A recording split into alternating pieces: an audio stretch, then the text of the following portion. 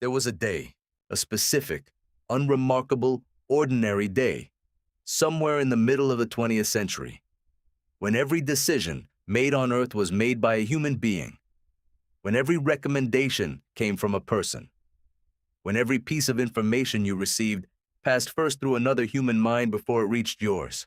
On that day, nobody knew it was the last one. Not the scientists, not the philosophers, not the engineers who were, even then, quietly building the thing that would change everything. Because the end of that world did not arrive with a declaration or a headline or a moment anyone could point to.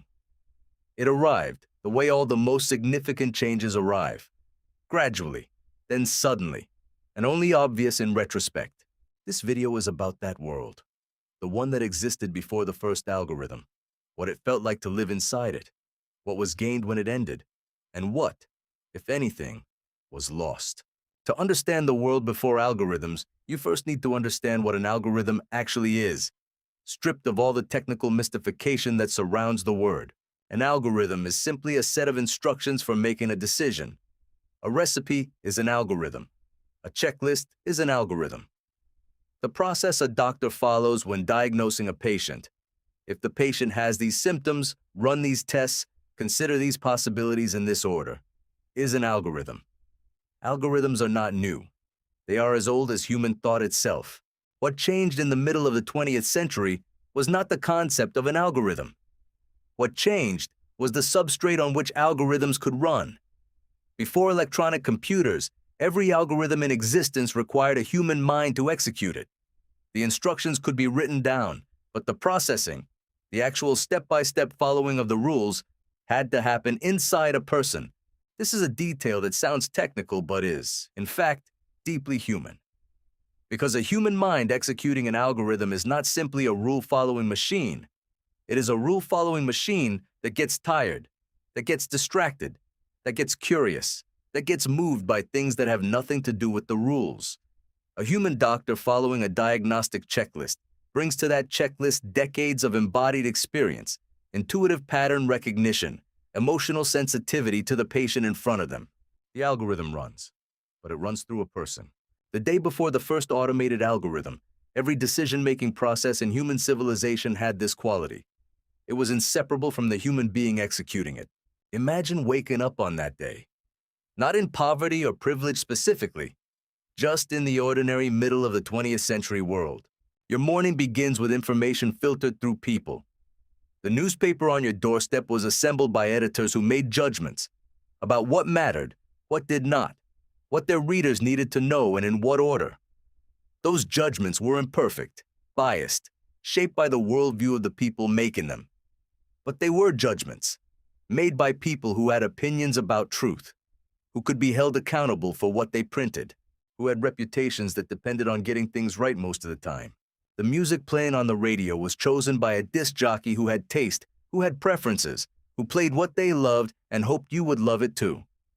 Your day was shaped by human curation at every level, not the frictionless, infinitely personalized curation of an attention-maximizing algorithm, but the imperfect, opinionated, deeply human curation of people who were themselves trying to figure out what was good. When you needed advice, you asked a person, your doctor, your lawyer, your accountant, your neighbor, your mother. That person gave you advice shaped by everything they were, their knowledge, their experience, their biases, their care for you specifically. The advice was not optimized. It was not data-driven. It was given by someone who had lived a life and was doing their best to help you live yours. Now here's what that world got wrong. Human curation, human judgment, human decision-making. These things were also deeply, systematically, and often catastrophically flawed. The newspaper editor's judgment about what mattered was shaped by their race, their class, their gender, their political allegiance. Entire communities went unrepresented. Entire truths went unreported. The doctor's diagnosis was only as good as their training and their willingness to listen, and both varied enormously. The advice you received from your network was only as good as your network, which meant that access to high-quality guidance was radically unequal. The world before algorithms was not a golden age. It was a world in which the quality of every decision you could access was a function of which humans you happened to know, a function of geography, of wealth, of social capital. The brilliant doctor was available only to those who could afford them.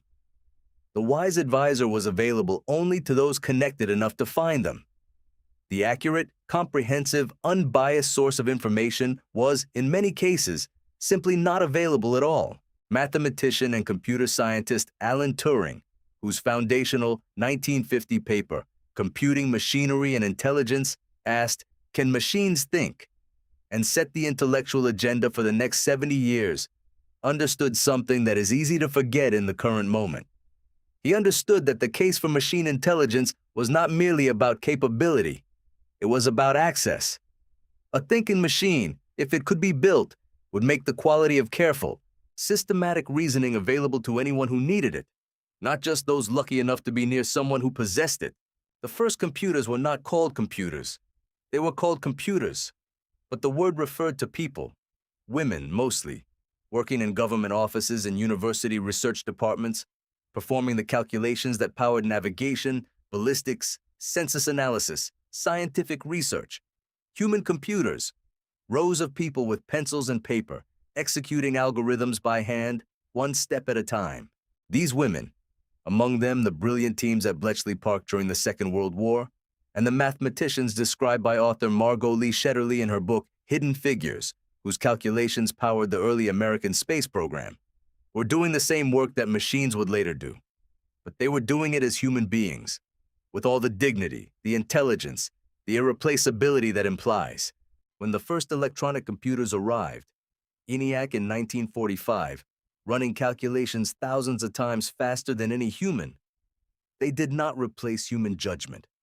They replaced human arithmetic, the thinking, the interpreting, the deciding what the numbers meant, that remained human for a while. The moment that interests me most, the moment that most precisely marks the transition between the world before and the world after, is not a single invention. It is a question asked in 1950 by Alan Turing in the opening line of that foundational paper. Can machines think? Not. Can machines calculate? Not. Can machines execute algorithms? Can they think? Turing knew the question was philosophically treacherous. He proposed, as a practical substitute, what he called the Imitation Game, now known as the Turing test. If a machine could converse with a human being in a way that the human being could not distinguish from conversation with another human being, then, for all practical purposes, the question of whether the machine really thinks would cease to matter. This reframing is still radical. It says, the test of intelligence is not what is happening inside the system. It is what happens between the system and the person interacting with it. It is relational. It is about the quality of the connection, not the nature of the substrate. In that sense, the world before the first algorithm was a world in which every connection was relational by necessity, because every system processing information was a person. You were always, in the deepest sense, dealing with another human being. What did that mean for the texture of daily life? It meant that information moved slowly. A rumor took weeks to cross a continent.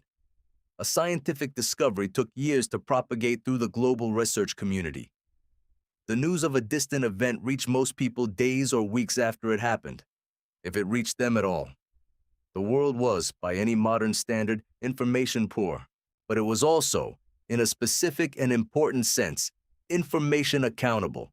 The person who told you something had a face, had a name, could be questioned, pushed back against, held responsible. The community that shaped your understanding of the world was a community of people who were themselves part of your world. There was friction in the information system, real, often frustrating friction. But that friction had a function. It slowed the spread of error.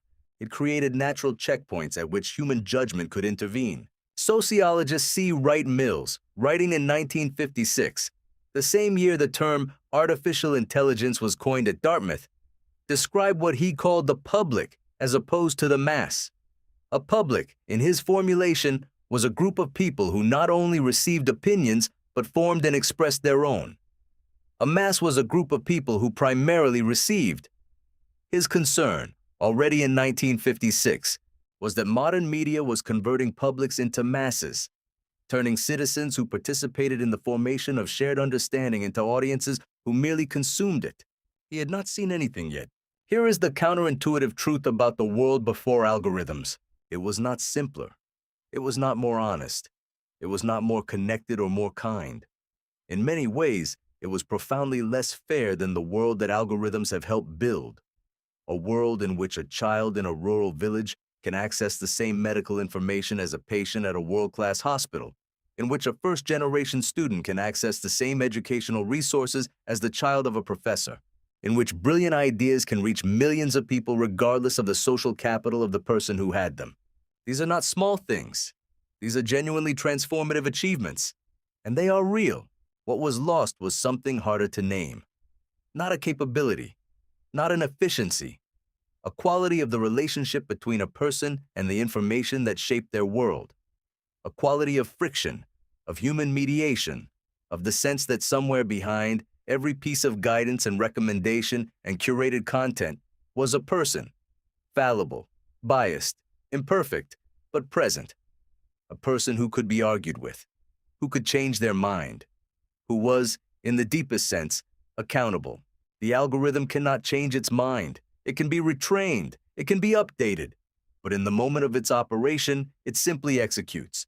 It does not wonder. It does not doubt. It does not feel the weight of its own judgment. So what do we do with this? We cannot return to the world before the first algorithm. That world is gone as completely as the world before the printing press, as completely as the world before electricity. The question is not whether to use algorithms. They are already woven into the fabric of every aspect of modern life. The question is whether we use them with the understanding of what they are and what they replaced. The most important thing we can bring from the world before algorithms into the world after them is not nostalgia. It is the quality of judgment, the willingness to question, the understanding that behind every system processing information, however sophisticated, however fast, however apparently comprehensive, there is a set of choices made by human beings about what to optimize for. And those choices reflect values. And those values can be examined. And that examination is the most essentially human thing we can do in the age of artificial intelligence. Organizations like Pinnacle AI Solutions exist precisely at this intersection, helping people understand not just how to use AI systems, but how to think about them. How to bring the best qualities of human judgment into relationship with the extraordinary capabilities of machine intelligence. How to be, in the age of algorithms, the kind of person who does not simply receive, but who questions, evaluates, and decides.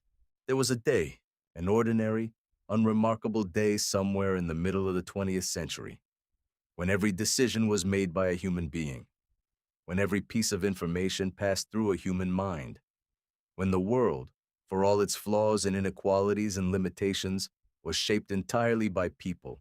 Nobody knew it was the last one. But you know something those people did not. You know what came next. You know what was built in the decades that followed.